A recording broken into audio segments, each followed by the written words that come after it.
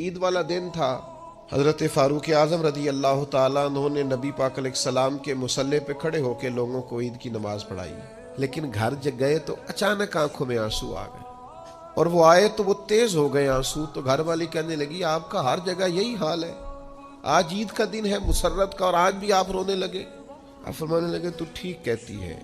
مجھے بھی اندازہ ہے کہ آج خوشی کا دن ہے، عید الفطر ہے، روزے گئے ہیں تو رونا نہیں چاہیے، خوشی کرنی چاہیے. تو کہا پھر آپ کیوں رو رہے ہیں؟ تو فرمانے لگے بس کیا کروں، دل نرم ہے، ایک بات یاد آ گئی، اس نے رلا ڈالا ہے. کہ حضور کیا یاد آیا؟ فرمانے لگے میرے دل میں خیال آیا ہے عید تو اس کی ہے نا جو قبول ہو گیا ہے، جس کے روزے قبول ہو گئے، جس کی نمازیں قبول ہو گئی، جس کی تراویح قبول ہو گئی، جس کا اعتکاف قبول ہو گیا، جس کی بیت اللہ کی حاضری قبول ہو گئی، جس کی روضہ رسول کی حاضری قبول ہو گئی، جو قبول ہو گئی. عید تو اس کی ہے، لیکن جس نے سارا کچھ کیا ہے پر قبول نہیں ہوا تو اس کو پھر میری طرح رونا ہی چاہیے، اس کے لیے رونا ہی تو ہے. وہ یارو اگر وہ کرے قبول تو بڑا کریم ہے، ورنہ حال یہ ہے کہ کچھ نمازیوں کے لیے بھی بربادی ہے، کچھ قاریوں کے لیے بھی بربادی ہے، کچھ ایسے صاحبان علم بھی ہوں گے جو صبح قیامت معاذ اللہ ثم معاذ اللہ، حضرت ابو ہریرہ فرماتے ہیں سب سے پہلا حساب ہی قاری کا، سخی کا اور شہید کا ہوگا، اور ان کی اپنی تصنع، ریاکاری اور دکھلاوے کی نیتوں کی بنیاد پر ان کے اعمال دھتکار دیے جائیں. دعا کرو اس کے حضور قبولیت ہو جائے،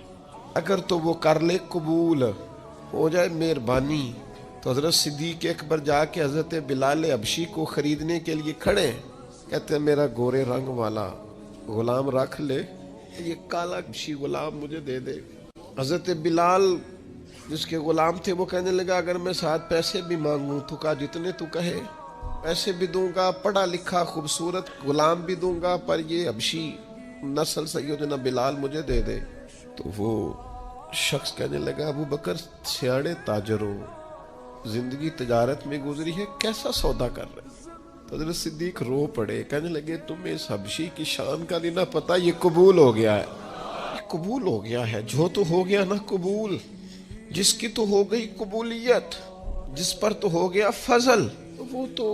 نجات پا گیا اور فلاح پا گیا. لیکن قابل بڑا تھا، قیمتی بڑا تھا، رنگ بڑا خوبصورت تھا، قد بڑا اونچا تھا اور باتیں بڑی آتی تھی، پر قبولیت نصیب اگر وہ مہربانی کرے، اگر وہ رحمت کرے، اگر وہ عطا کرے اور وہ کہہ دے کہ تو قبول ہے، تو پھر تو بات